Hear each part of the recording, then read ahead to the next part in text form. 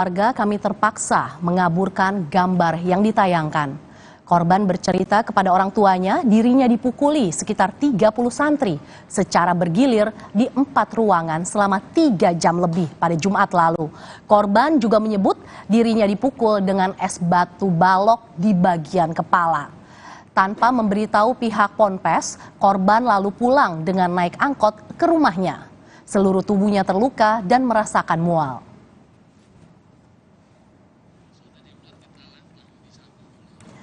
Saudara, informasi selengkapnya kasus pengeroyokan terhadap seorang santri yang dituduh mencuri uang oleh temannya di sebuah pondok pesantren di Kabupaten Malang, Jawa Timur. Kita sudah terhubung dengan jurnalis Kompas TV, Dedik Prasetyo di Kota Malang, Jawa Timur. Selamat siang, Dedi. Orang tua korban sudah melapor ke polisi soal pengeroyokan yang menimpa anaknya. Sejauh ini, apakah sudah ada keterangan dari pihak polisi? Ya, Mercy dan juga saudara, terkait kasus penganiayaan yang terjadi di salah satu pondok pesantren di Kabupaten Malang, pihak kepolisian menyebut sudah menerima laporan dari ayah korban. Dan itu pihak kepolisian juga sudah meminta keterangan dari ayah korban yang juga pelapor dan juga korban sendiri. Dalam waktu dekat, pihak kepolisian juga akan meminta keterangan dari pondok pesantren. Dan itu kepolisian juga masih terus melakukan penyelidikan terkait kasus dugaan penganiayaan yang terjadi di salah satu pondok pesantren di Kabupaten Malang ini. Untuk lebih jelasnya, kami sudah mewawancarai AKBP Putu Polis Ariana. Dari penjelasan saksi maupun korban mengarah ke rekannya sesama santri, saat ini masih kita lakukan pendalaman. Pengakuan korban yang bersangkutan merupakan santri di Pondok Pesantren An-Nur 1, Bulu Lawang.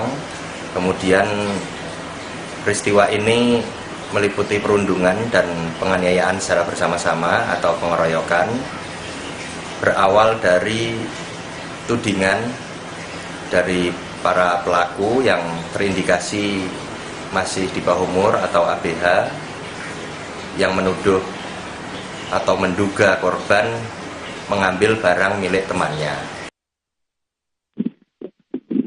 Selain meminta keterangan dari pelapor dan juga korban, pihak kepolisian juga masih menunggu hasil visum yang sudah dilakukan kepada korban penganiayaan ini. Merci. Dedi, lalu bagaimana respons dari pihak pondok pesantren soal pengeroyokan ini? Ya, hingga saat ini memang dari kemarin juga kita sudah melakukan konfirmasi mencoba untuk melakukan konfirmasi kepada pihak pondok pesantren. Namun hingga saat ini pondok pesantren masih belum bisa memberikan keterangan dengan alasan yang belum jelas. Namun kita terus akan mengupdate informasi terbaru kepada Anda. Merci. Lantas apa langkah yang akan dilakukan oleh orang tua korban, Dedik? Ya, orang tua korban sendiri mengaku sangat kaget dengan kasus yang menimpa anaknya ini. Untuk itu, orang tua korban juga mengaku cukup kecewa dan kepada pihak pondok pesantren yang dianggap tidak tegas terkait kasus penganiayaan yang diderita oleh anaknya. Selain itu, sebelumnya orang tua korban juga menunggu itikat baik dari orang tua para pelaku untuk melakukan mediasi. Namun karena tidak ada kejelasan, melapor kepada pihak kepolisian adalah menjadi pilihan bagi orang tua korban. Merci. Lalu apa langkah dari polisi merespons peristiwa ini, Dedik? Ya, polisi masih akan terus melakukan penyelidikan terkait dugaan kasus penganiayaan ini dan melakukan pendalaman. Dan untuk lebih jelasnya memang pihak kepolisian akan memanggil atau meminta keterangan dari pihak pondok pesantren, tempat di mana kasus penganiayaan ini terjadi kepada santri yang dilakukan oleh seniornya. Merci. Dituduh mencuri seorang santri di Malang, Jawa Timur dianiaya. Terima kasih Dedik Prasetyo, jurnalis Kompas TV melaporkan langsung dari Malang, Jawa Timur. Saudara, seorang anak berusia 6 tahun di Jakarta Pusat diculik dengan menggunakan bajai. Aksi pelaku sempat terekam kamera pemantau di sekitar lokasi. Video kamera pemantau CCTV ini sempat merekam aksi penculikan anak perempuan berusia 6 tahun oleh seorang pria di Gunung Sahari, Jakarta Pusat. Terlihat juga pelaku telah menyiapkan bajai untuk membawa korban. Orang tua korban mengatakan pelaku dan korban saling mengenal. Selama ini pelaku dikenal sebagai pemulung atau manusia gerobak. Ibu korban berharap polisi bisa menemukan putrinya yang sudah 10 hari menghilang.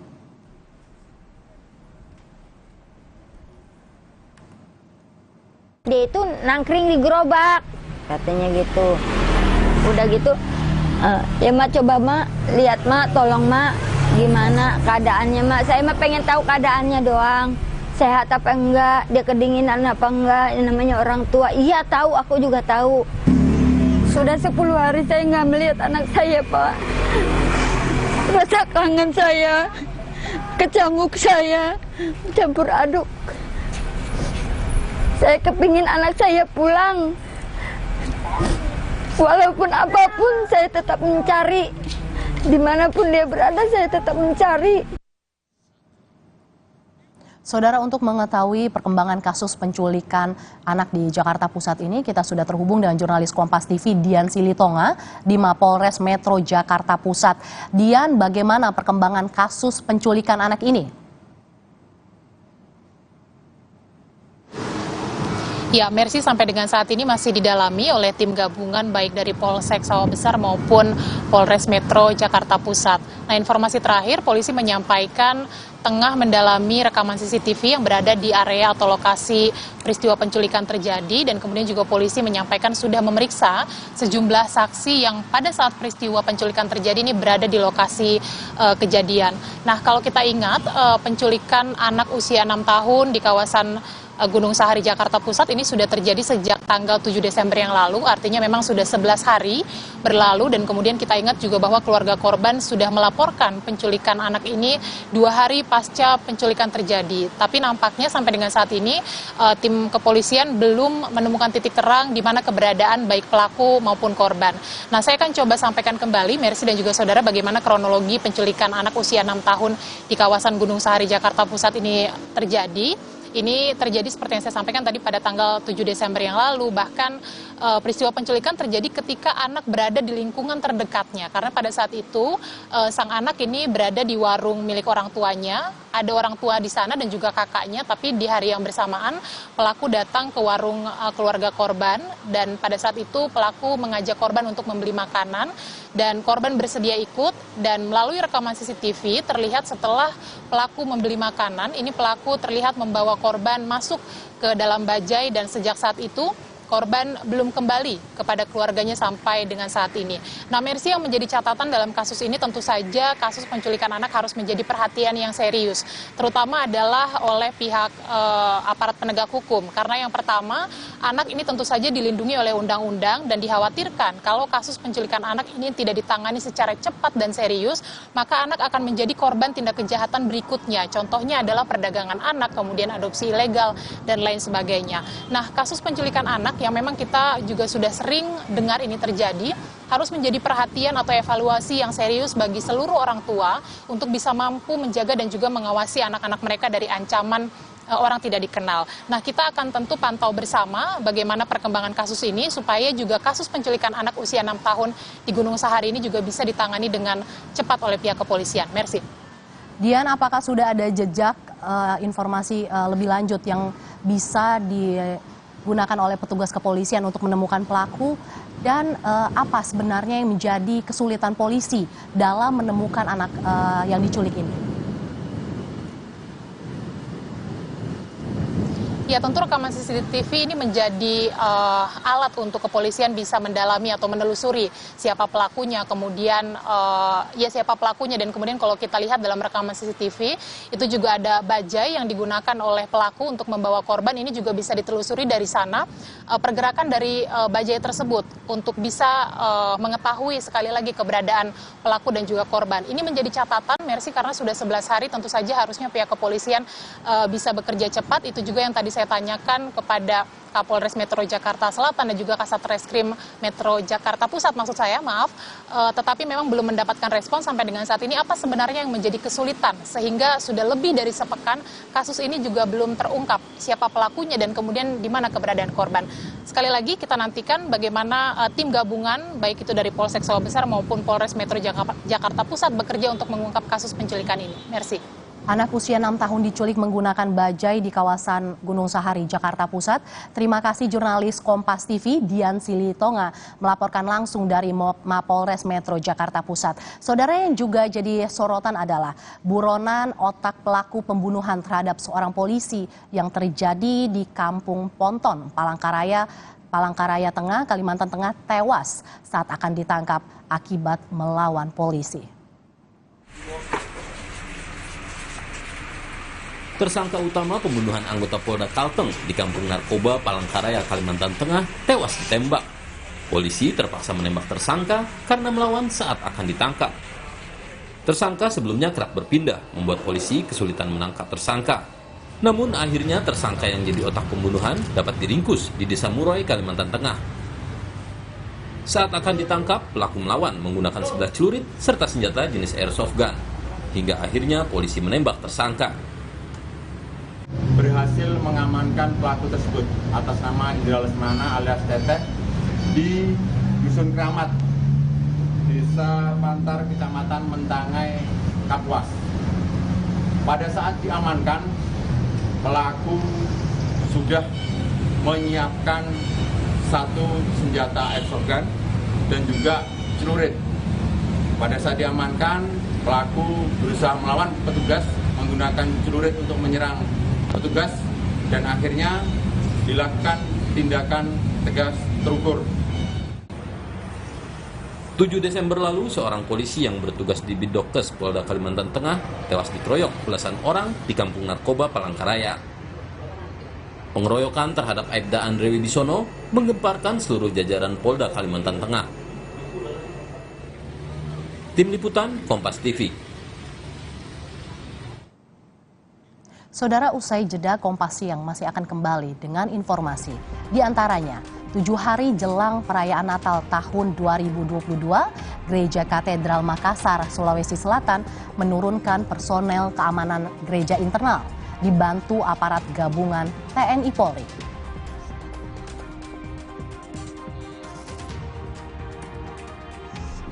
Ada pula informasi Komisi Pemilihan Umum RI gelar rapat koordinasi penyampaian rancangan penataan daerah pemilihan dan alokasi kursi anggota DPRD Kabupaten Kota pasca uji publik pemilu 2024. Sesaat lagi Kompas Siang segera kembali.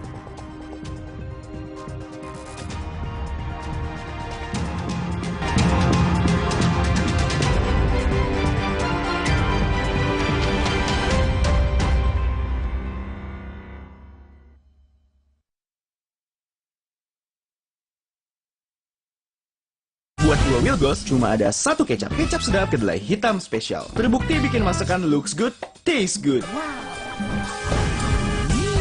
Hitam kecapnya pekat. Smooth meresap, caramelize-nya bikin lapar. Wow, ngepers di mulut. Manis gurihnya lumer di lidah. Lo wajib coba. Lebih kental, lebih wangi, sedap. Pokoknya Wilgos approve. Kecap sedap kedelai hitam spesial. Looks good, taste good. Dari Wings Food. Walau pengap dan sesak, jangan buka masker. Inovasi baru, Fresh Care Patch. Tinggal tempel, bikin fresh seketika. Maskeran nyaman. Cool kan? Fresh Care Patch. Saatnya rilekskan kulitmu. Fresh Living minyak zaitun. Kelembutan alami dari wajah hingga ke ujung kaki. Dengan aroma mewah yilang-yilang. Fresh Living minyak zaitun. Cantik terlindungi. Kita mesti bikin sesuatu nih. Covid masih ada nih. Pakai masker juga vaksin booster. Bikin gue bebas. Bebas COVID. Balikin, balikin. Kehidupanku yang seperti dulu lagi. Pakai masker juga vaksin booster. Bikin gue bebas COVID. Ini adalah Indonesia, negeri yang dianugerahi tanah yang subur, dikelola oleh tangan-tangan anak bangsa. Kami berjalan bersama Presiden Jokowi dan Menteri BUMN Erick Thohir. Pupuk berperan strategis terhadap ketahanan pangan. Mengembangkan berbagai inovasi dan bertransformasi bersama Pupuk Indonesia, menjaga ketahanan pangan bangsa. dan menghasilkan senyum untuk bangsa. Pupuk Indonesia, makmur bersama Indonesia. Mata sehat itu penting, biar aktivitas lancar. Agar mata sehat tentu jaga dengan minum iFit. I need you, iFit, iFit. Formula iFit membantu memelihara kesehatan mata. iFit, iFit. I love you, iFit. Minum iFit. Dari LAPI. Sendi sehat semangat goes ya. Amin. Sendi Anda aktif geraknya. Amin. Akan banyak hal baik terjadi saat sendi kita sehat. Amin. Olahraga teratur, bila perlu minum Wellmove. Wellmove halal. Untuk membantu atasi capek, pegal, dan nyeri otot, pakai Hotin Cream. Kalau untuk meredakan nyeri sendi, Rematik dan keseleo. Nah, itu pakai Hotin DCL baru. Bahan aktif DCL-nya efektif mengobati rematik, lindung, dan nyeri sendi. hotnya Hotin banget deh.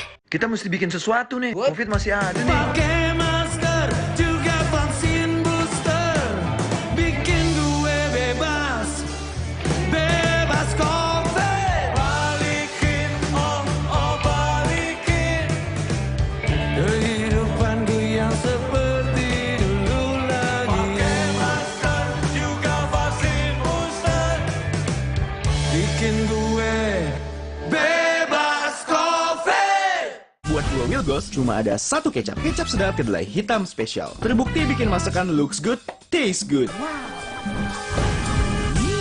Hitam kecapnya pekat. Smooth meresap, caramelize-nya bikin lapar. Wow, ngebers di mulut. manis gurihnya lumer di lidah. Lo wajib coba. Lebih kental, lebih wangi, sedap. Pokoknya Wilgos approve. Kecap sedap kedelai hitam spesial. Looks good, taste good. Dari Wings Food.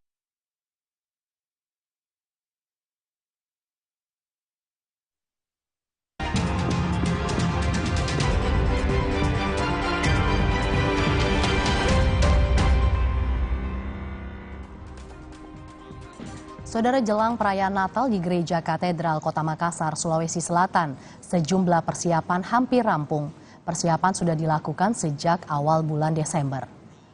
7 hari jelang perayaan Natal tahun 2022, berbagai persiapan telah dilakukan di Gereja Katedral Makassar, Sulawesi Selatan. Mulai dari pemasangan dekorasi pernak-pernik Natal hingga mengatur pengamanan di gereja. Terkait keamanan di hari Natal, pihak gereja akan menurunkan personel keamanan gereja internal dibantu oleh aparat gabungan TNI Polri. Pengamanan gereja katedral dimulai 23 Desember. Sejauh mana persiapan jelang Natal dan Tahun Baru di Kota Makassar, Sulawesi Selatan? Kita sapa jurnalis Kompas TV, Linda Wirawan. Selamat siang Linda, di Gereja Katedral hingga sejauh ini bagaimana persiapan Natal, baik untuk perhelatan ibadah maupun pengamanannya? Baik, Mercy dan juga saudara, untuk di Gereja Katedral Kota Makassar, Sulawesi Selatan sendiri, ternyata persiapan jelang Natal di tahun 2022 ini sudah berlangsung sejak awal Desember. Persiapannya ini sangat beragam, mulai dari pemasangan pernak-pernik dekorasi, baik di dalam maupun di luar gereja, adapun pemasangan kandang Natal, dan juga yang paling ikonik dari Gereja Katedral Kota Makassar adalah pemasangan pohon Natal setinggi 10 meter yang berada di halaman Gereja Katedral. Tentunya pohon Natal ini menjadi salah satu yang paling ditunggu-tunggu, baik itu oleh umat gereja sendiri ataupun juga masyarakat sekitar dalam menyaksikan pohon Natal setinggi 10 meter yang ada di Gereja Katedral. Untuk persiapan prosesi ibadah di hari Natal sendiri, untuk para umat tentunya terus dihimbau untuk tetap menjaga protokol kesehatan, menggunakan masker, dan walaupun sudah tidak ada pembatasan jarak, namun di setiap bangku masih dipasangi sekat. Tentunya ini untuk pencegahan penyebaran dari COVID-19. Pengamanan di hari ini, Mercy dan juga saudara, masih dilakukan oleh pihak keamanan internal gereja, tetapi nantinya akan dibantu oleh aparat gabungan TNI Polri dan juga oleh pihak keamanan internal gereja. Nanti akan dimulai tanggal 23 Desember 2022 untuk keamanan di tanggal 24 malam Natal dan juga di tanggal 25 di hari Natal itu sendiri. Mercy. Linda, bagaimana dengan pengamanan di Kota Makassar sendiri? Apakah akan ada posko gabungan yang disiagakan mengingat libur Natal dan Tahun Baru pemerintah meniadakan pembatasan? Oke, Mercy dan juga saudara, di Sulawesi Selatan sendiri ada sebanyak 4.840 personel gabungan baik dari Polri, TNI hingga pemerintahan yang nantinya siap mengamankan Natal dan Tahun Baru di Sulawesi Selatan, yang dimana pengamanannya ini akan dimulai dari tanggal 24 Desember hingga tanggal 2 Januari 2022 nanti. Ribuan personel ini akan dilibatkan dalam operasi gabungan bersandi lili atau operasi lilin, tentunya dengan tujuan untuk mengantisipasi adanya gangguan keamanan ataupun dari ketertiban masyarakat jelang Natal dan juga Tahun Baru. Untuk posko sendiri, Mercy dan juga saudara, akan didirikan sejumlah posko di Kota Makassar dan juga tentunya dikhususkan di gereja-gereja yang ada di Kota Makassar maupun di Sulawesi Selatan, dan juga posko juga akan didirikan nantinya di pusat-pusat keramaian, contohnya di pasar, di pusat perbelanjaan dan juga tentunya di lokasi-lokasi wisata untuk menjaga ketertiban jelang Natal dan Tahun Baru. Mercy. Persiapan pengamanan jelang perayaan Natal 2022 terus dilakukan. Terima kasih jurnalis Kompas TV Linda Wirawan melaporkan langsung dari Makassar, Sulawesi Selatan. Saudara, yang juga jadi sorotan adalah harga kebutuhan pokok di Pasar Palmerah, Jakarta terus merangkak naik menjelang perayaan Natal dan Tahun Baru. Pedagang juga mengeluhkan jumlah pembeli yang kian berkurang.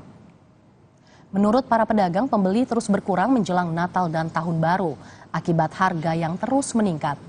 Kebutuhan pokok yang mengalami kenaikan harga antara lain beras, cabai, dan daging ayam. Sejumlah bahan pokok ini rawan terpengaruhi perubahan cuaca karena hujan juga mengganggu panen. Harga minyak goreng juga naik. Minyak goreng yang biasanya dijual Rp14.000 saat ini dijual pedagang dengan harga Rp15.000 per liter karena pasokan yang juga kurang dari distributor.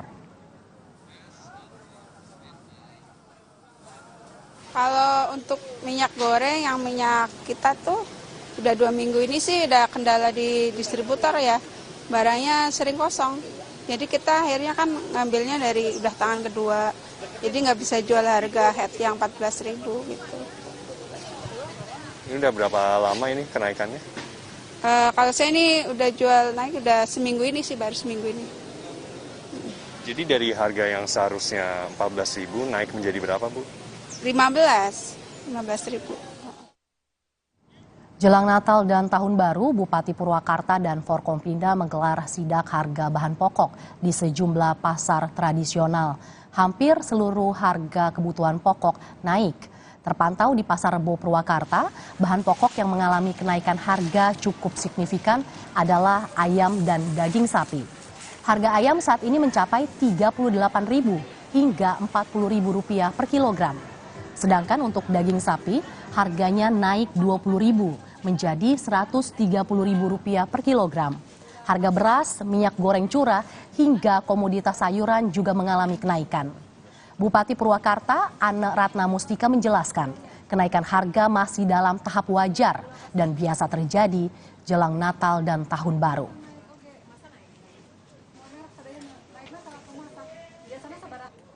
Jadi sudah beberapa los kita datangi, dari mulai los makanan, kemudian juga sayuran.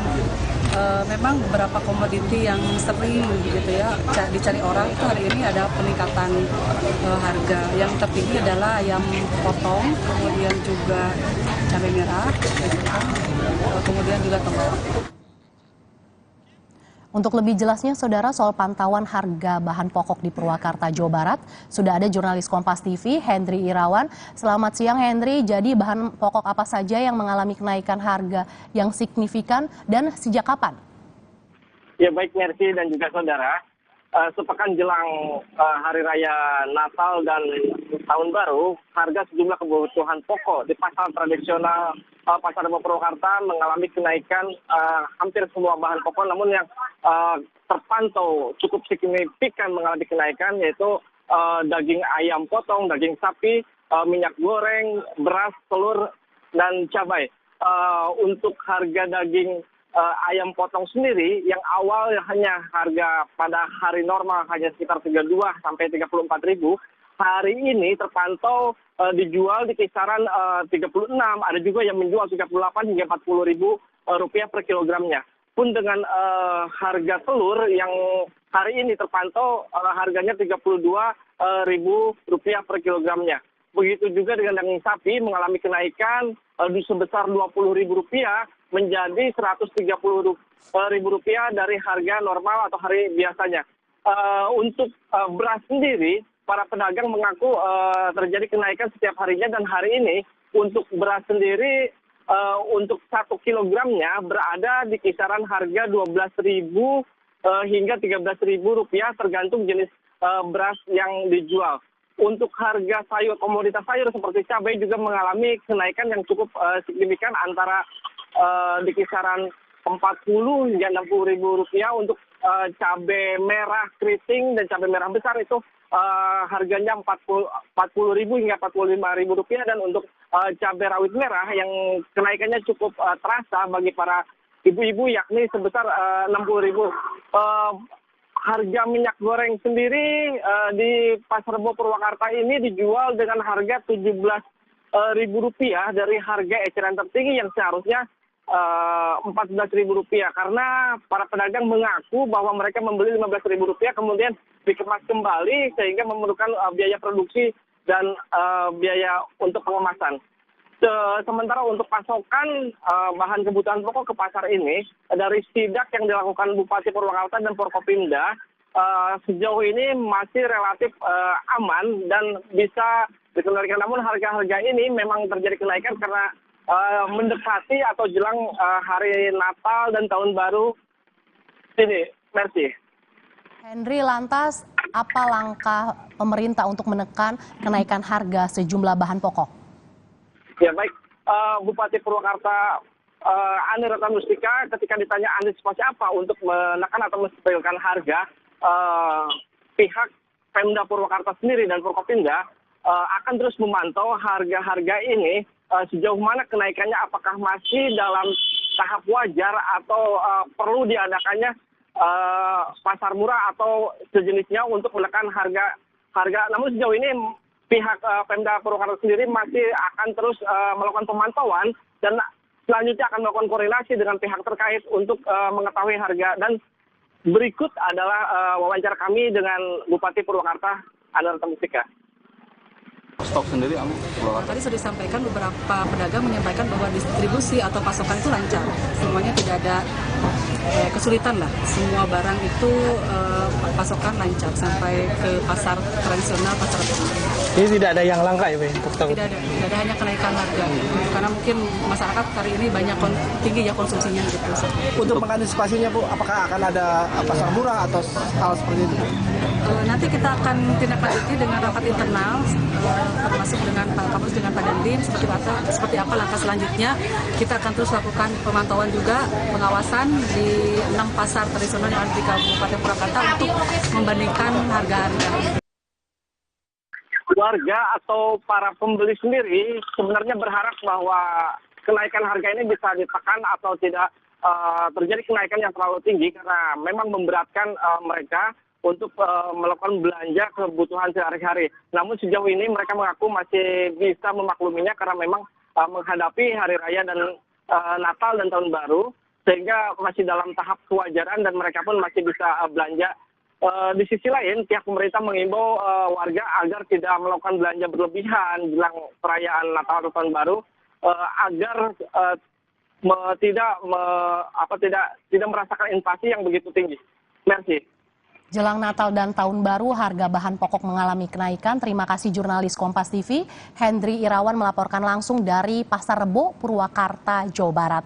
Saudara, yang juga jadi sorotan adalah sekitar 170.000 tiket kereta api untuk libur Natal dan Tahun Baru di wilayah PT KAI Daop 8 Surabaya telah terjual. Menurut PT KAI, banyak pembeli tiket bertujuan libur akhir tahun di Jakarta, Bandung, dan Yogyakarta. Mulai 22 Desember hingga 8 Januari 2023, PT KAI Daop 8 Surabaya menyediakan 450.000 tiket kereta api. Mengantisipasi lonjakan penumpang, PT KAI juga mengoperasikan 8 kereta api tambahan. Puncak arus penumpang libur Natal dan Tahun Baru diprediksi terjadi pada tanggal 23 Desember. Sesuai surat edaran Kementerian Perhubungan terkait pencegahan penularan COVID-19, penumpang berusia di atas 18 tahun wajib sudah divaksin dosis ketiga atau booster. Penumpang berusia 6 hingga 17 tahun minimal sudah divaksin dosis kedua. Penumpang di bawah usia 6 tahun tidak wajib vaksin, tetapi wajib didampingi orang tua. Ya, lebih dari 170.000 tiket kereta api jarak jauh telah terpesan pada masa angkutan Natal dan Tahun Baru 2023 keberangkatan Daob 8 Surabaya. Angkutan Natal dan Tahun Baru akan dimulai pada tanggal 22 Desember dan berakhir pada 8 Januari 2023. Selama masa tersebut, total sebanyak 455.570 tiket kereta api jarak jauh yang kami siapkan dengan berbagai kota tujuan.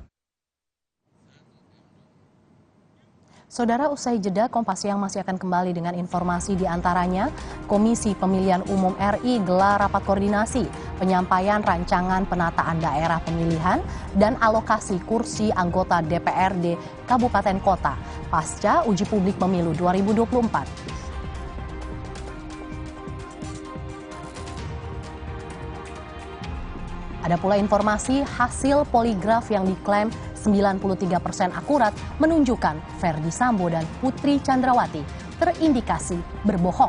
Namun apakah hasil ini bisa menjadi pertimbangan hakim dalam memutuskan perkara? Akan kita bahas usai jeda.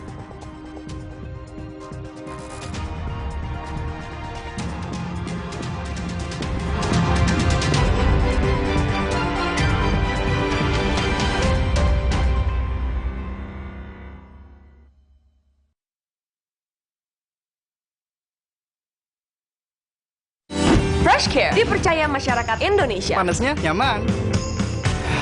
Aromanya fresh. Pilihanku insya Allah halal. Dan hangatnya selalu bikin fresh. FreshCare. FreshCare kini hadir dengan FreshCare Press and Relax. Nyaman dipegang, ada kerokannya. Bisa ngerok, bisa ngeroll sampai belakang. FreshCare Press and Relax bisa ngerock and roll. Kita mesti bikin sesuatu nih. Covid masih ada nih. Pakai masker juga vaksin booster, bikin gue bebas, bebas COVID. Balikin, oh balikin kehidupan gue yang seperti dulu lagi. Pakai masker juga vaksin booster, bikin gue bebas COVID. Aku gak akan nyerah meskipun gerah dan keringat menggangguku. Karena Dettol Cool, perlindungan 12 jam dengan sensasi cool 5 derajat. Segarnya bikin aku unstoppable. Berani taklukkan panasmu. Sama berkata hidup ini kita bahagia, kita bahagia.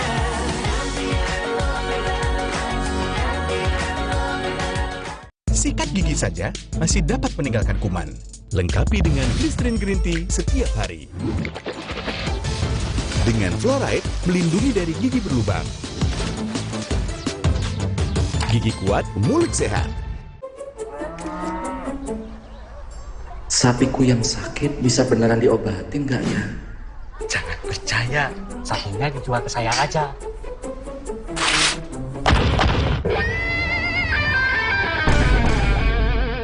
Jangan mau diprovokasi, Pak. Ini diobatin dulu sapinya. Nah, ternak yang masih sehat, segera divaksin. Jangan mau diprovokasi. Mari kita sama-sama basmi PMK dari bumi Indonesia. Kokom, pergi kamu.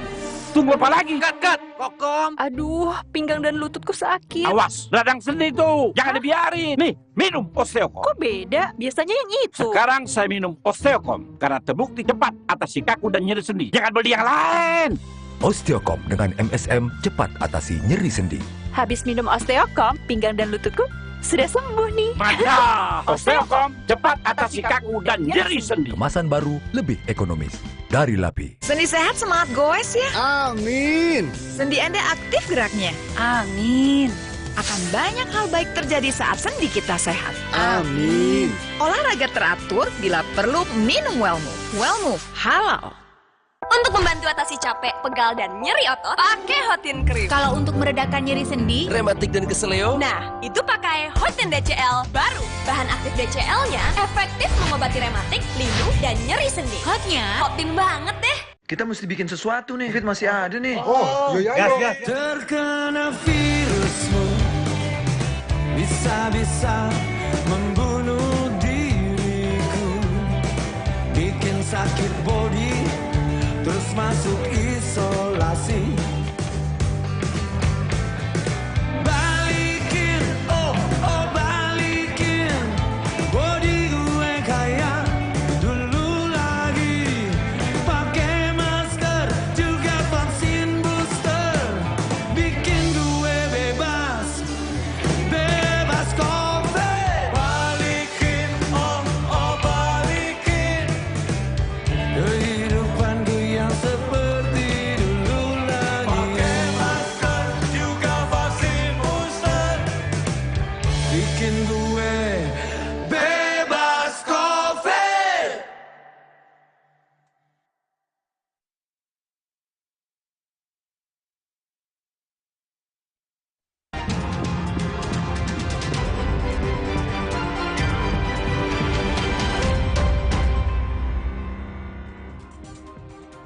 Saudara Komisi Pemilihan Umum menggelar rapat koordinasi penyampaian rancangan penataan daerah pemilihan dan alokasi kursi anggota DPRD Kabupaten Kota.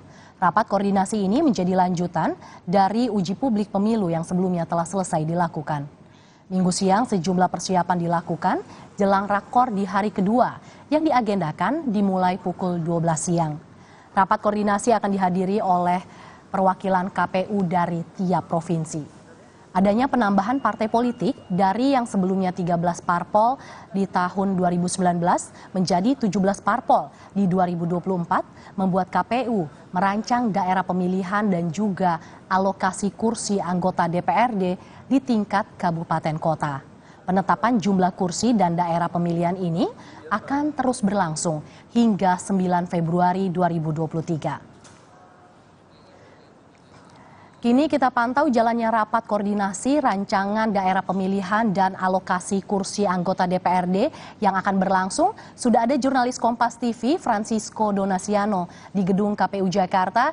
Selamat siang Sisko, rapat koordinasi hari ini merupakan kelanjutan dari rapat yang sudah berlangsung sejak Sabtu kemarin. Di hari kedua ini apa pembahasan yang mengemuka dalam rapat?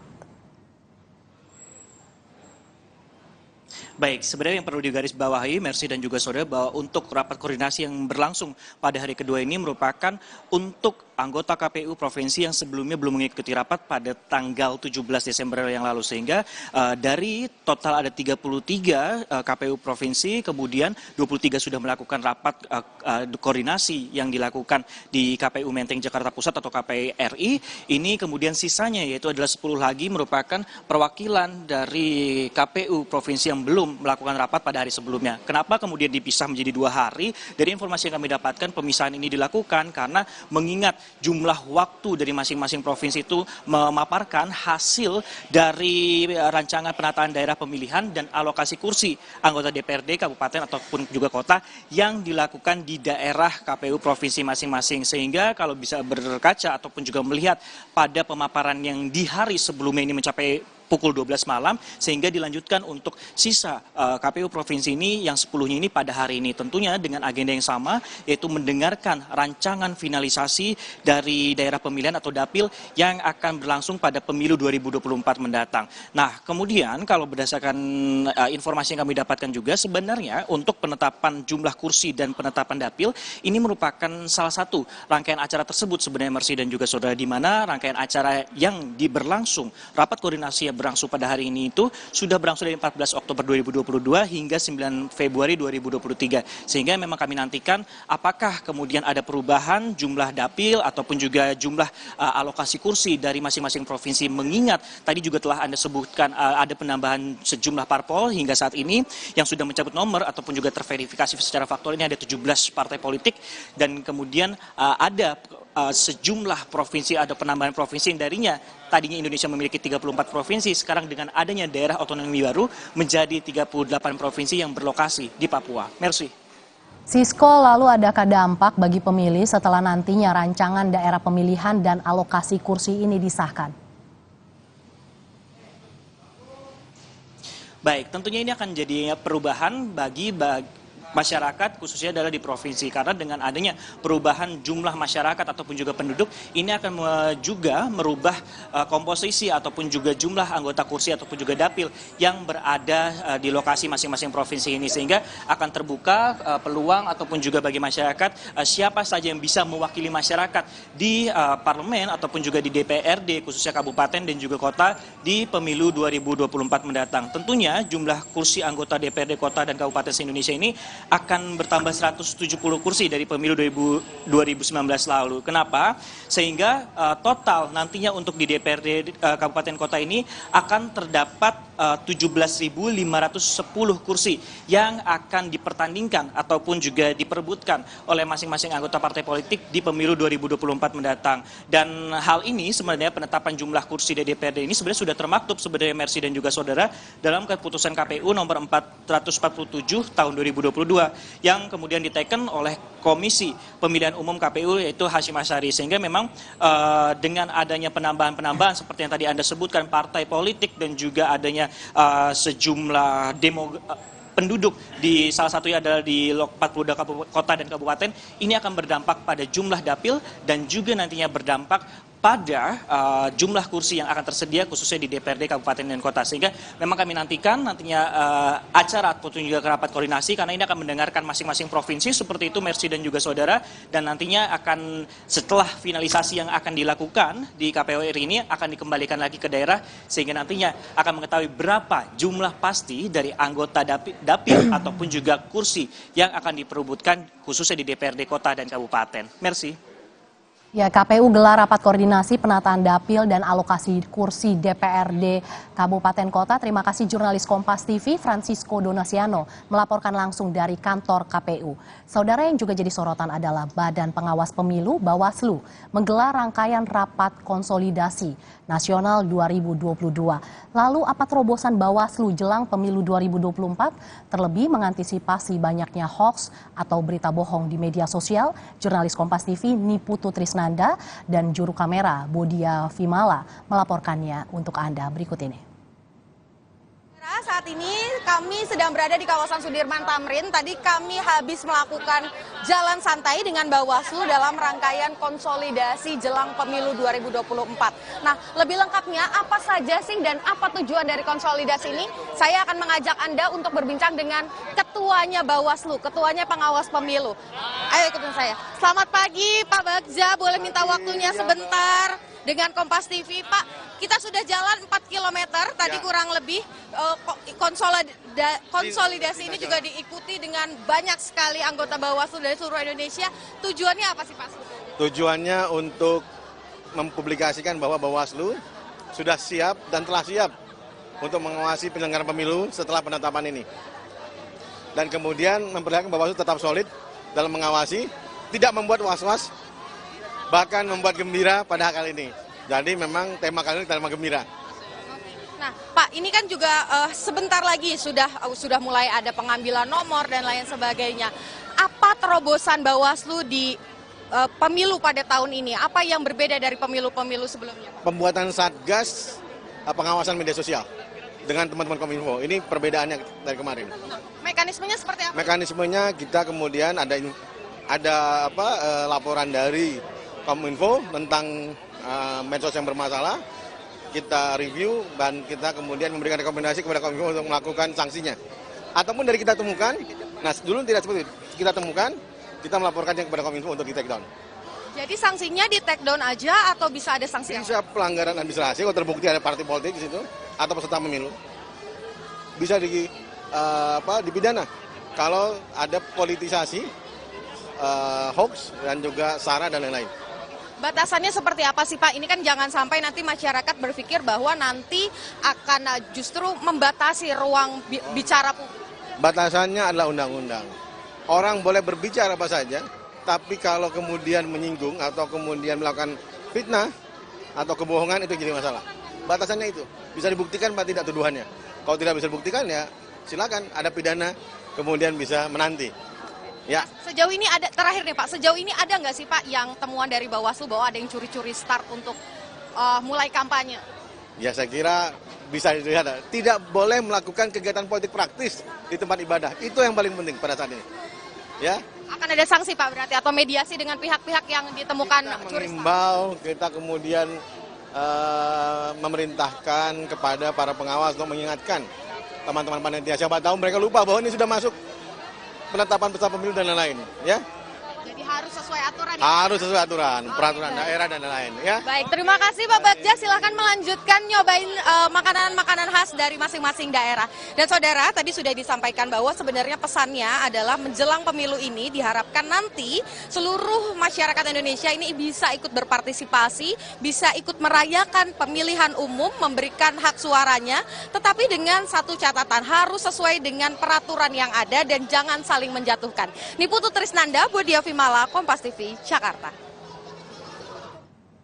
Saudara, usai jeda, rekan Woro Windrati akan hadir dengan informasi di antaranya berawal dari terbatasnya media pembelajaran bagi kaum disabilitas, khususnya tunanetra. Mahasiswa Universitas Negeri Malang berinovasi membuat media pembelajaran mengenal alat musik tradisional.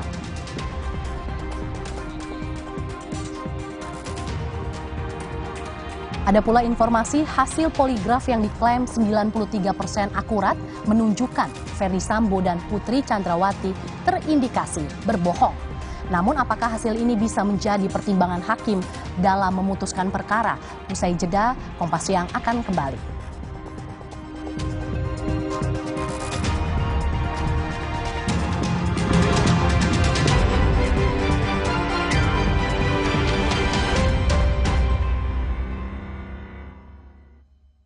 Inovasi baru dari Hotin. Hotin Go. Oles, go. Roll on, go. Pijat, go. Nggak sentuh langsung, nggak bikin tangan panas. Hotin Go. Hotnya in, langsung go. Hotin Go dilengkapi aplikator roll on dan pijat. Hentak agar krimnya turun. Oles, go. Roll on, go. Pijat, go.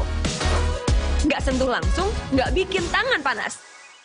Omehar, minyak ikan pilihan dari laut dalam. Omehar, suplemen omega 3 esensial. Dalam mini kapsul, lebih mudah ditelan.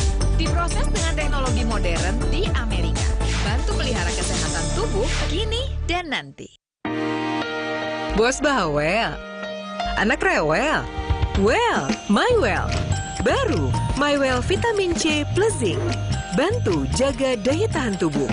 Well, MyWell Vitamin C plus Zinc. Kita mesti bikin sesuatu nih. Covid masih ada nih. Pakai masker juga vaksin booster, bikin gue bebas, bebas COVID. Balikin, oh balikin kehidupan gue yang seperti dulu lagi. Pakai masker juga vaksin booster, bikin gue bebas COVID.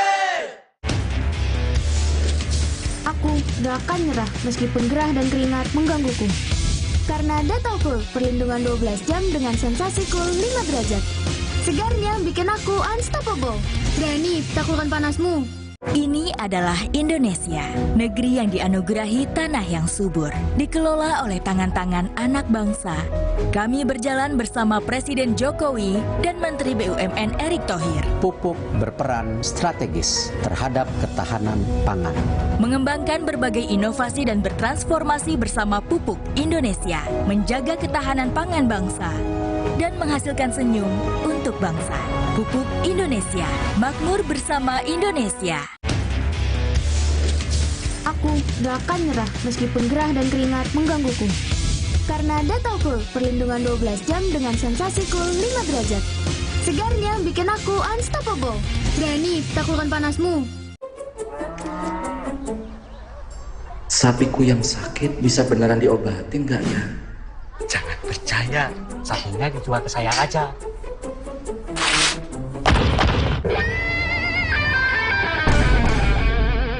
Jangan mau diprovokasi, Pak. Mending diobatin dulu sapinya. Nah, ternak yang masih sehat, segera divaksin. Jangan mau diprovokasi. Mari kita sama-sama basmi PMK dari bumi Indonesia. Sama berkatalah hidup ini kita bahagia, kita bahagia.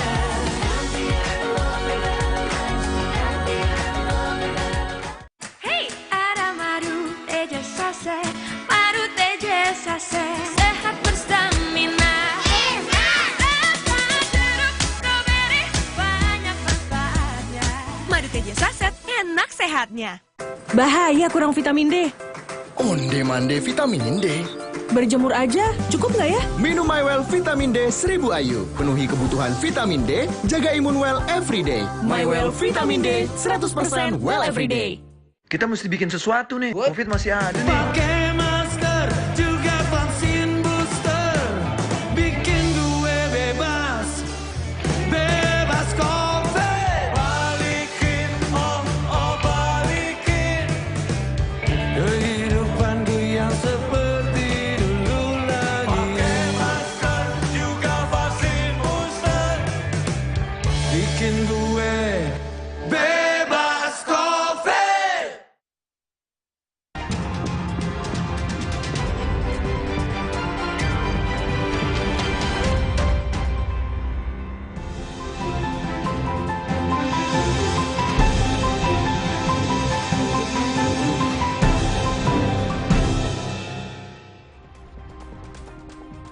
Saudara, kini saatnya kami ajak Anda menyimak sejumlah informasi menarik dan juga inspiratif dalam Cerita Nusantara. Kali ini giliran kawan kami dari Biro Kompas TV Malang. Sudah bersiap jurnalis Kompas TV Dedi Prasetyo. Selamat siang, Dedi. Apa saja cerita menarik dari Malang hari ini?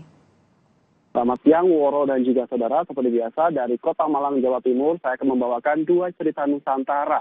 Informasi yang pertama, saudara, datang dari harga sejumlah komoditi sayuran jelang Natal dan Tahun Baru ini terus merangkak naik. Ibu rumah tangga di Kota Malang pun mengeluh atas kenaikan ini dan harus mengatur strategi dalam berbelanja.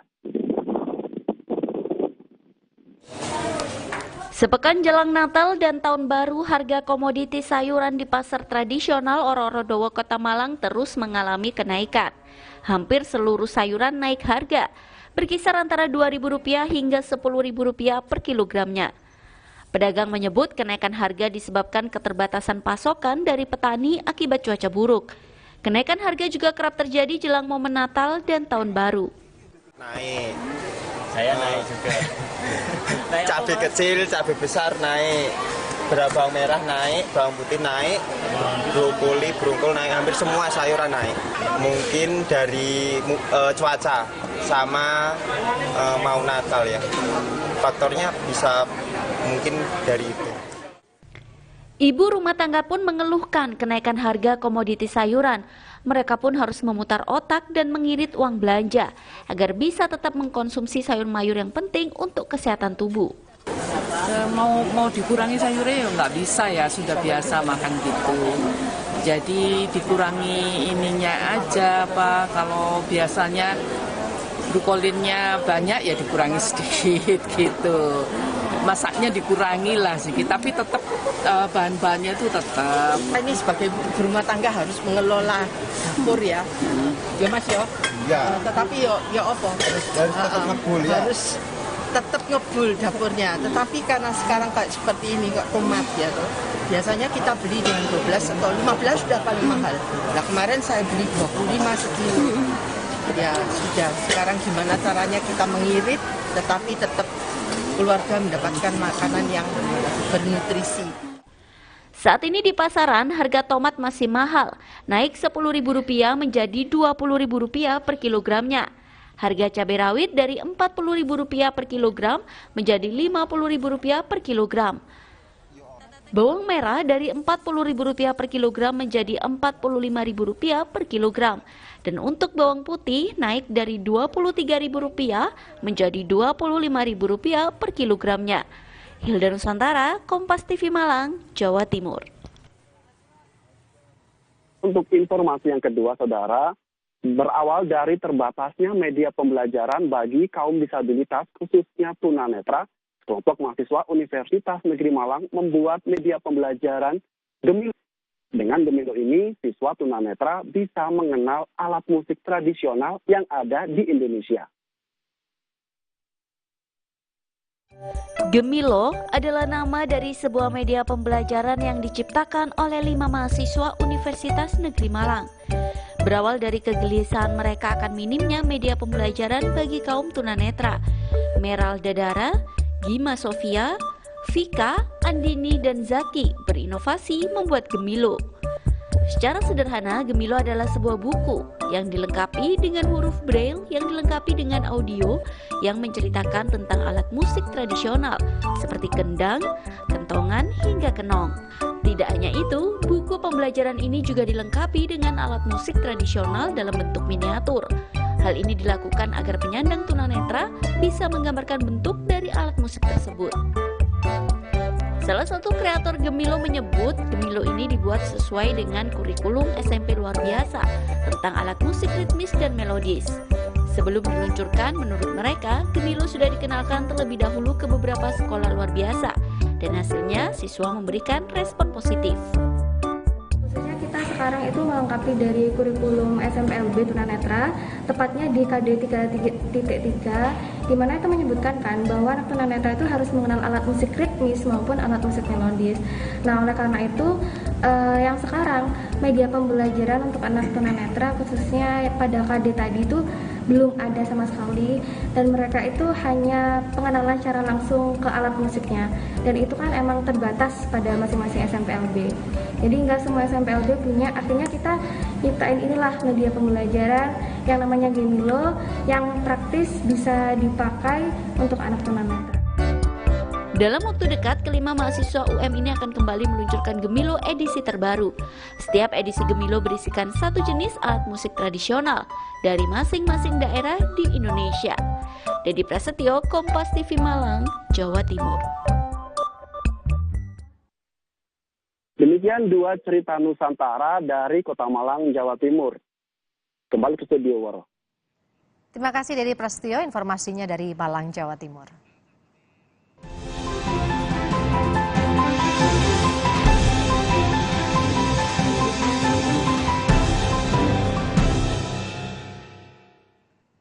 Hasil poligraf yang diklaim 93% akurat menunjukkan Verdi Sambo dan Putri Chandrawati terindikasi berbohong. Namun apakah hasil ini bisa menjadi pertimbangan hakim dalam memutuskan perkara? Akan kita bahas usai jeda.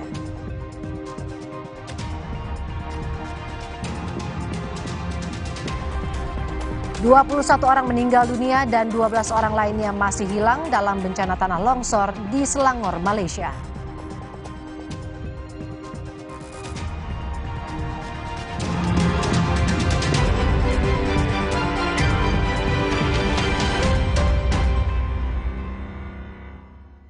Fresh Care dipercaya masyarakat Indonesia. Panasnya nyaman. Aromanya fresh. Pilihanku insya Allah halal. Dan hangatnya selalu bikin fresh. Fresh Care. Fresh Care kini hadir dengan Fresh Care Press and Relax. Nyaman dipegang, ada kerokannya. Bisa ngerok, bisa ngerol sampai belakang. Fresh Care Press and Relax bisa ngerock and roll. Saat kembali beraktivitas, jaga diri dari luar dan tetap jaga imun dari dalam. Minum Stimuno bila perlu. Stimuno, penjaga imun.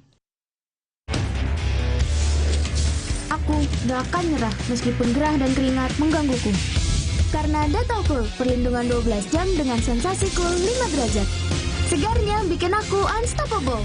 Berani taklukkan panasmu. Andai kamu bisa menjadi seperti yang ku minta.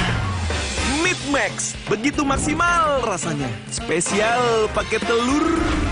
Siapapun tak bisa menolaknya. Pizza Hut selalu lebih maksimal puasnya. Aku udah pernah cerita belum sih? Jajanan kaki lima di Thailand tuh unik-unik. Sebenarnya aku udah kenyang, tapi... Loh, kamu lupa. Kan pergi sama aku. Aku nyuruh kamu nyobain udang gerak-gerak. Oh, iya ya. Kehabisan bahan cerita. Waktunya traveling lagi dengan kartu Visa. Sapiku yang sakit bisa beneran diobatin nggak ya? Jangan percaya, sapinya dijual ke saya aja.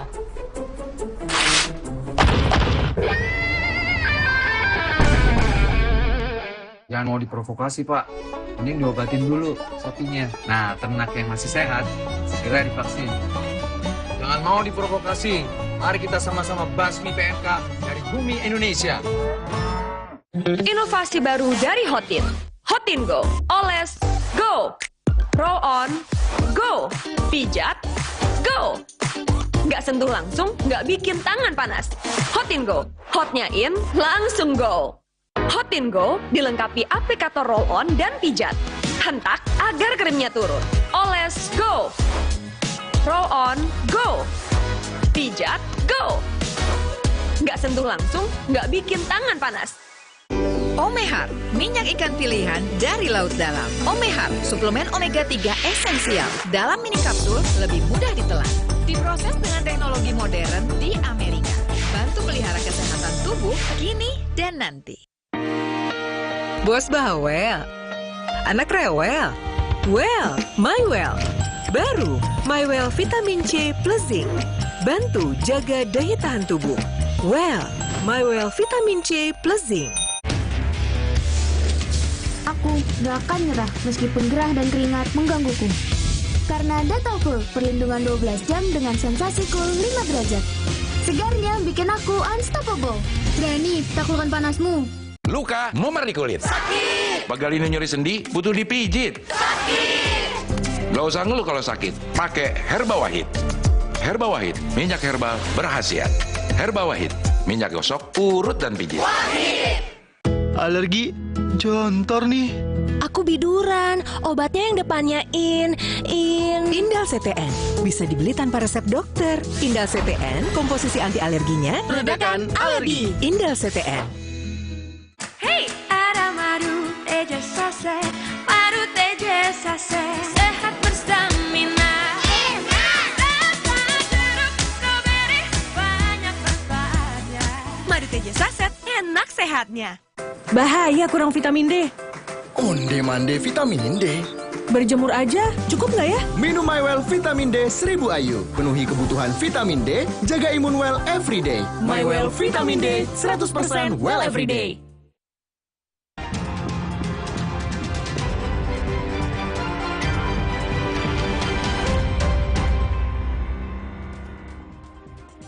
Sidang kasus pembunuhan berencana Yosua Huta Barat memasuki babak pemeriksaan ahli. Sejumlah ahli dihadirkan termasuk ahli poligraf atau alat deteksi kebohongan. Walau hasil poligraf yang diklaim 93% akurat menunjukkan Sambo dan Putri terindikasi berbohong, hasil ini kompak dibantah keduanya. Kalau terdakwa Sambo apa? Terindikasinya apa? Minus. Kalau minus apa? Terindikasi, sebutin aja besar, tidak apa-apa, kamu ahli kok. Terindikasi berbohong. Kalau terdakwa Putri, terindikasi berbohong. Terindikasi berbohong. Itulah kesimpulan hasil tes kebohongan yang dilakukan penyidik terhadap terdakwa Ferdi Sambo dan sang istri, Putri Chandrawati. Tak hanya Sambo dan Putri, uji kebohongan juga dilakukan terhadap 3 terdakwa lain, yakni Richard Eliezer, Ricky Rizal, dan Kuat Ma'ruf. Selain Sambo dan Putri, hasil tes kebohongan terhadap terdakwa Kuat Ma'ruf juga diindikasi berbohong. Ahli poligraf Aji Febrianto menyebut keakuratan alat poligraf mencapai 93%. Sementara 7% sisanya tergantung kepandaian si pemeriksa. Artinya, semakin pandai si pemeriksa, tingkat keakuratannya pun semakin tinggi. Ahli juga menyebut jika selama ini belum ada orang yang berkata jujur, namun terindikasi berbohong. Bisa enggak orang jujur ya, telah terdeteksi bohong? Mungkin enggak? Selama ini belum pernah yang mulia. Misalkan orang itu dalam kondisi ketakutan sama pemeriksa. Untuk kondisi ketakutan, mohon izin yang mulia, berarti kan mohon izin kalau untuk kondisi ketakutan berarti nanti ujungnya kan grogi yang mulia. Ya. Nah, kalau untuk grogi biasanya dari pemeriksaan ini, dari metode yang kita gunakan adalah metode Utah Yat-City. Metode Utah Yat-City ini terdiri dari 11 pertanyaan. Di setiap pertanyaan itu ada spot-spot grafik.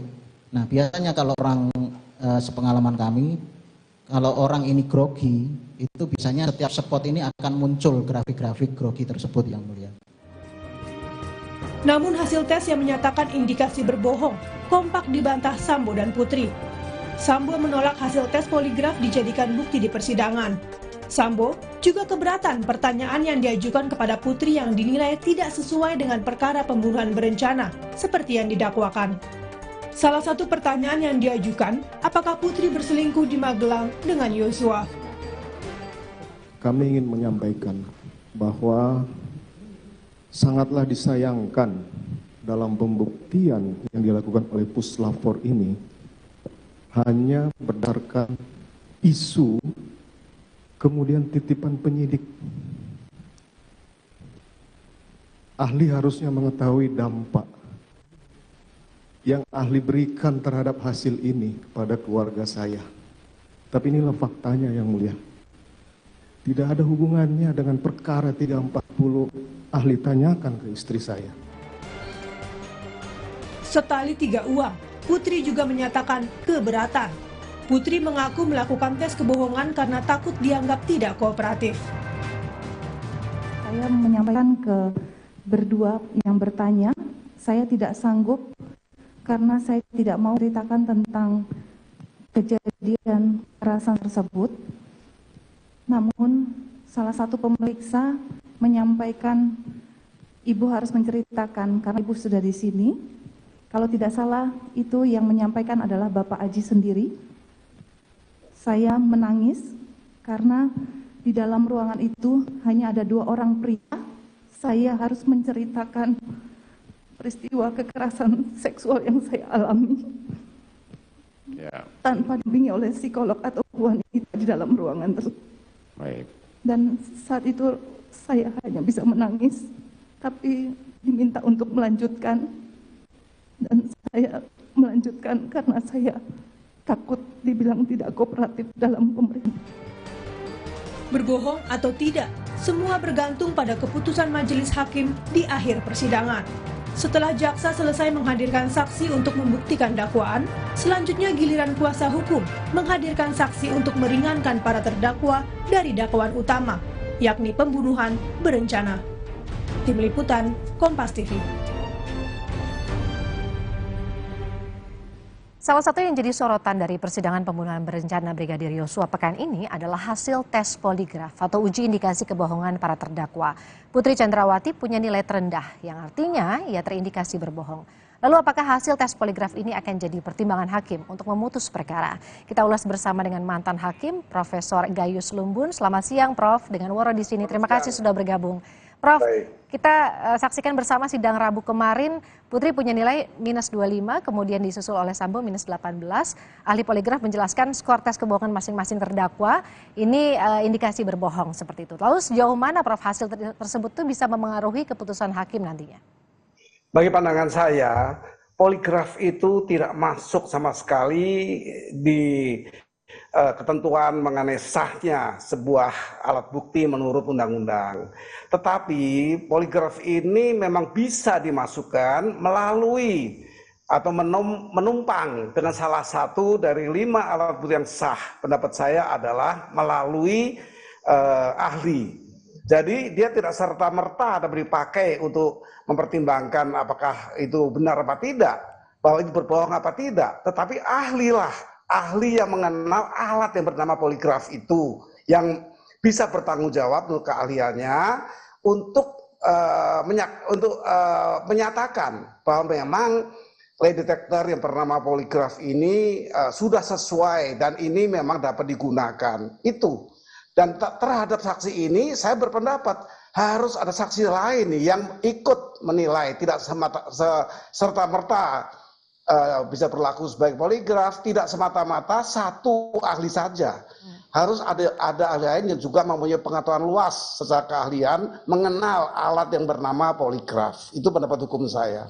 Kalau tidak bisa berdiri sendiri, tapi harus menempel pada saksi seperti itu. Tapi dua terdakwa ini bersikukuh, Prof.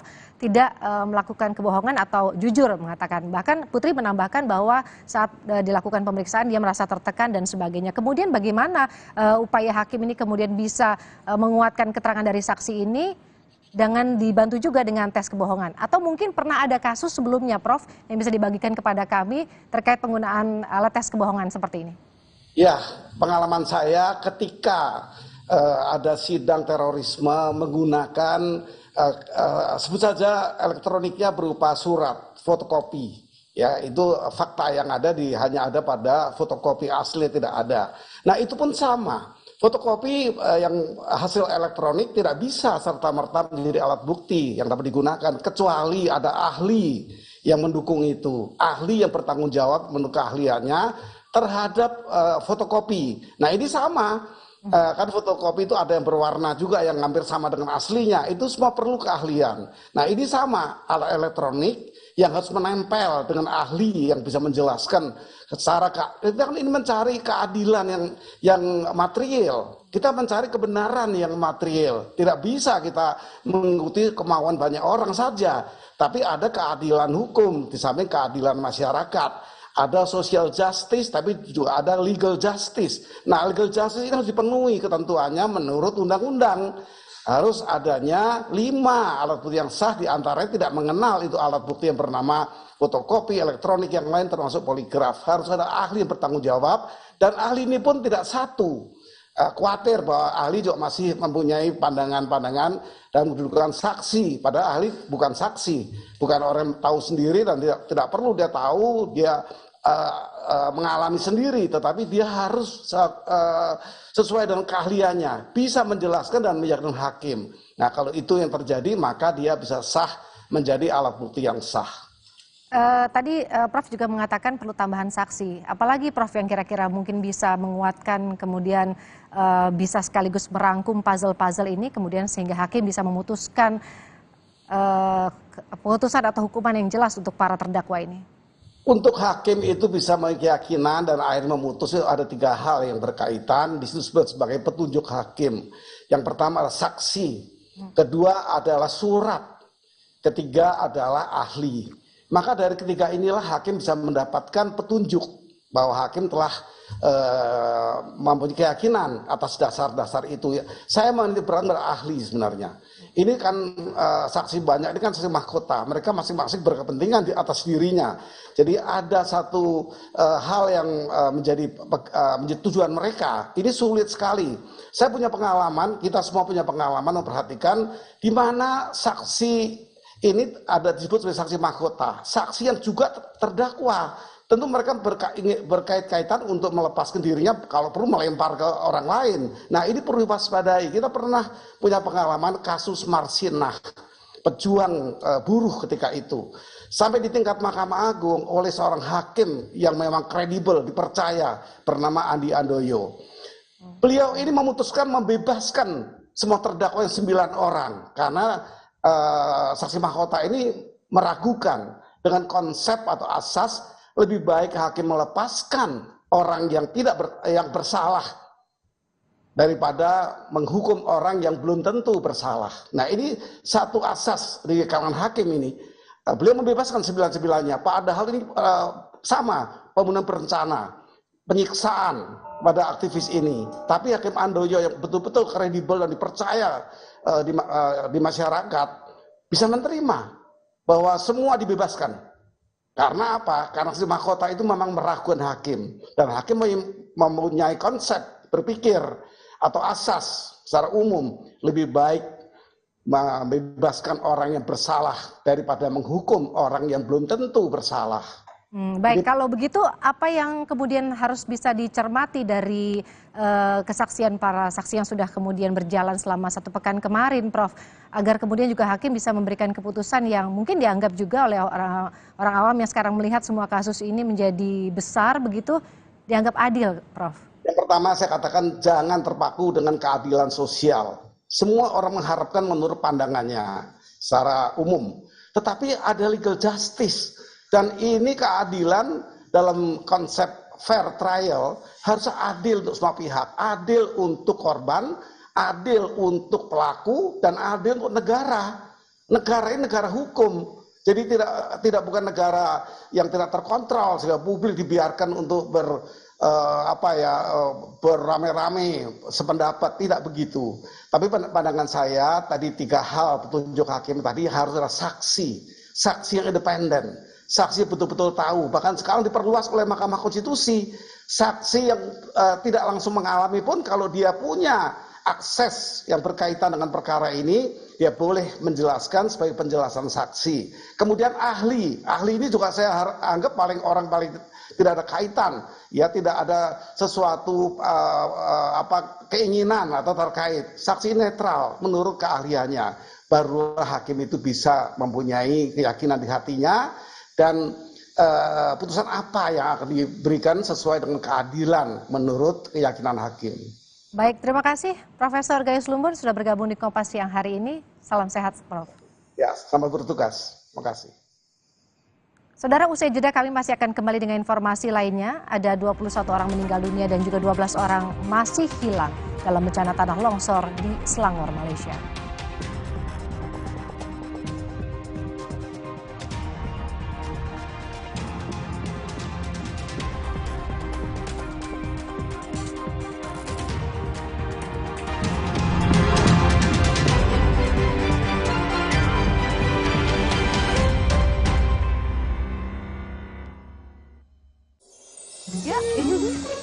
Baik-baik ya.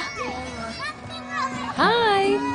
Baru sembuh nih setelah 5 hari sakit. Dulu Adi juga, sekarang udah nggak lagi. Apa rahasianya? Kami mandi dengan Dettol setiap hari. Penyebaran kuman di sekolah bisa sebabkan anak-anak absen. Pakai Dettol setiap hari.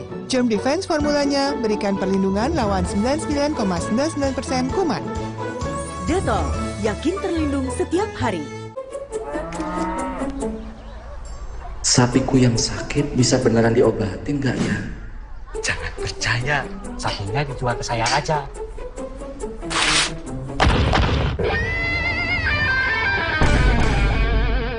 Jangan mau diprovokasi, Pak. Mending diobatin dulu sapinya. Nah, ternak yang masih sehat, segera divaksin. Jangan mau diprovokasi. Mari kita sama-sama basmi PMK dari bumi Indonesia.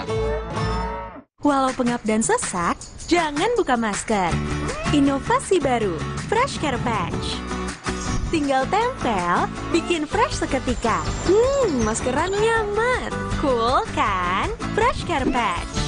Saatnya rilekskan kulitmu. Fresh Living minyak zaitun. Kelembutan alami dari wajah hingga ke ujung kaki. Dengan aroma mewah yilang-yilang. Fresh Living minyak zaitun. Cantik terlindungi. Aku gak akan nyerah meskipun gerah dan keringat menggangguku. Karena Dettol Cool, perlindungan 12 jam dengan sensasi cool 5 derajat. Segarnya bikin aku unstoppable. Berani taklukkan panasmu. Sapiku yang sakit bisa beneran diobatin nggak ya? Jangan percaya, sapinya dijual ke saya aja.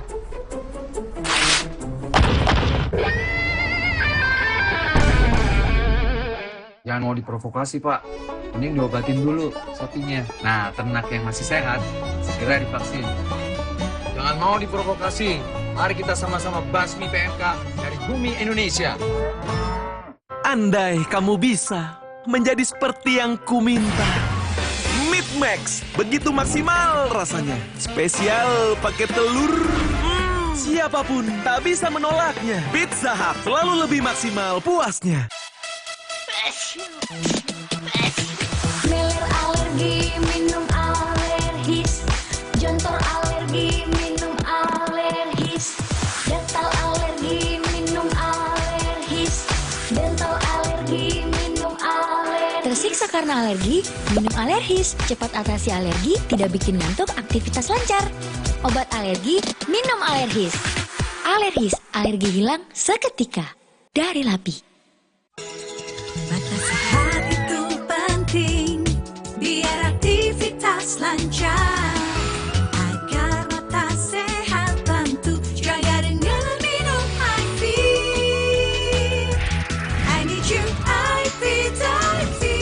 Formula iFit membantu memelihara kesehatan mata.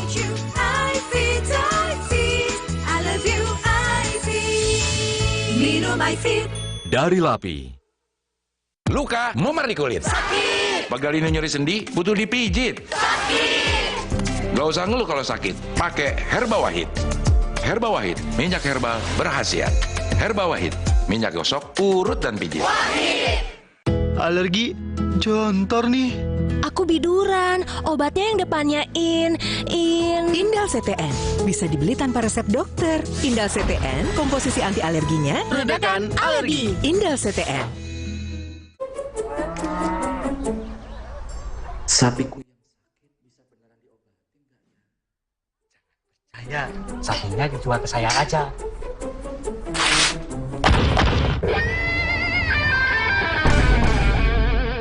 Jangan mau diprovokasi, Pak.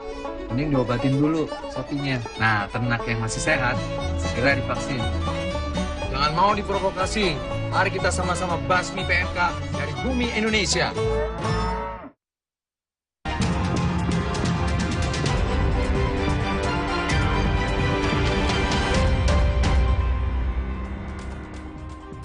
Tim penyelamat terus mencari kemungkinan adanya korban lain dalam bencana tanah longsor di Selangor, Malaysia. Hingga kini 21 orang meninggal dunia dan 12 orang lainnya masih hilang. Lebih dari 400 petugas penyelamat serta anjing pelacak berupaya menemukan belasan orang yang masih hilang akibat tanah longsor di Batang Kali, Selangor, Malaysia. Tim SAR juga menggunakan pesawat ngerawak untuk memantau lokasi. Lebih dari 90 orang berkemah di sebuah lahan pertanian wisata saat longsor terjadi. Pemilik lahan diketahui tidak memiliki izin menjalankan wisata perkemahan. Kejadian ini membuat semua lahan perkemahan yang berada di dekat sungai, air terjun, dan lereng bukit ditutup sementara demi keamanan.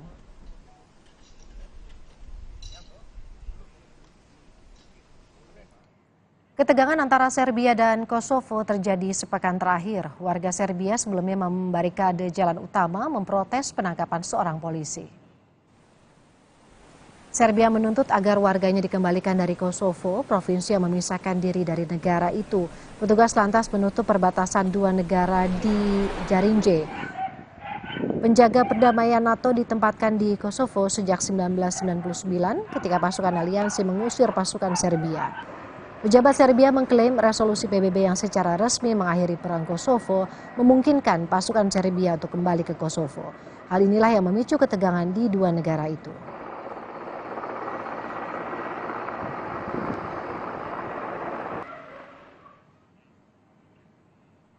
Timnas Prancis direpotkan dengan banyaknya pemain mereka yang terjangkit penyakit jelang partai puncak malam nanti. Informasinya sesaat lagi.